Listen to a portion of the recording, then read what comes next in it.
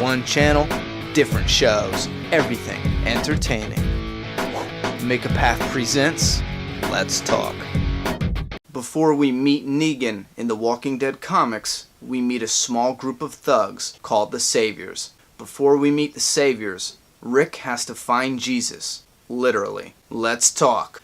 Who is Negan? A good amount of time passes from when Eric and Aaron find Rick and the survivors and invite them to Alexandria. At Alexandria, they settle in, deal with domestic issues, supply runs, a basic group of thugs tries to attack, internal turmoil, and finally the largest Walker herd battle in the history of the comic, leaving many, many people dead, and Carl disfigured for life. Things are quiet, and a man watches from the outside of the gates. He introduces himself and reveals his name is Paul Jesus Monroe, a scout from another community. Jesus takes Rick and company to meet Gregory, the leader of the Hilltop. This is where we discover a madman named Negan and his large group of followers called the Saviors are using old world mafia tactics to extort the communities of half of their supplies in exchange for protection and Walker cleanup around the communities. Rick makes a deal to shut down the Saviors and run them out of town in exchange for some much needed food and supplies from the Hilltop. Leaving the headquarters of the new allies on the Hilltop, Rick and company run into a small group of Saviors and they dispatch with them fast, leaving only one man left alive to deliver a message to Negan. The Hilltop is off limits. Rick and company has another skirmish at the Alexandria safe zone, and Rick and a small group leave on a fateful mission to find Jesus at the Hilltop and get some help in combating the Saviors. In the van, unknowingly heading right into Negan's trap, are Rick, Michonne, Carl, Heath, Glenn, Maggie, and Sophia. Before they can even reach the Hilltop, the Saviors have surrounded Rick and company. Negan makes his appearance out of the huge group of Saviors. He lays out the new laws of the land, and he chooses one person to beat to death with his baseball bat covered in barbed wire.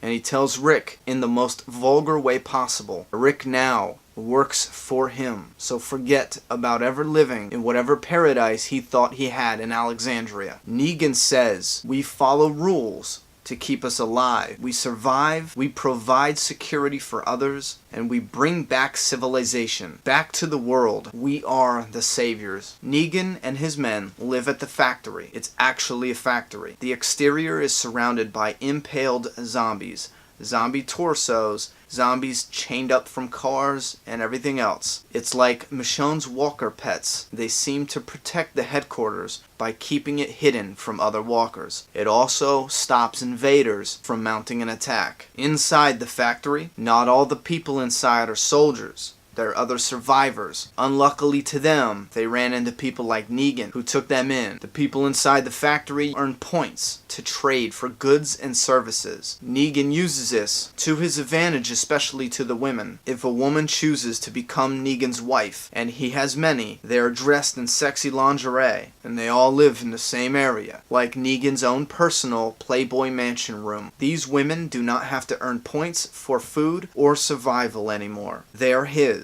But if they cheat or still associate with the man they were with before Negan, the women choose to stay with Negan or to go back to fending for themselves. If they choose to stay with Negan, the man must be punished. Negan then calls for the iron ritual. A man is tied up and placed in a chair, and a hot iron is held to his face, disfiguring him in shame for the rest of his life. Now Negan is brutal and foul-mouthed. His sick and twisted sense of humor is frequently aimed at an audience of one, himself. He carries the baseball bat wrapped in barbed wire that he lovingly calls Lucille, which he has an unhealthy affection towards. He is a sociopath, and he always seems to have an addiction to testing people's wills. He gets off on control, but gets off even more when the ones he tries to control struggle and fight him off, a little or a lot, as he inserts himself into their world. Yet, he is against rape. Physical rape, that is.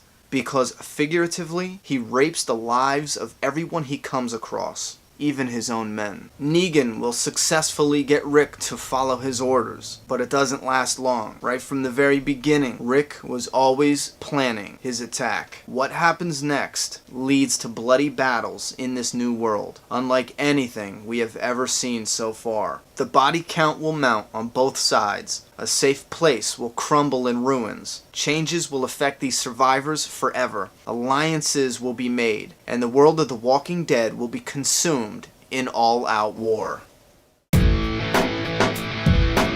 Subscribe now.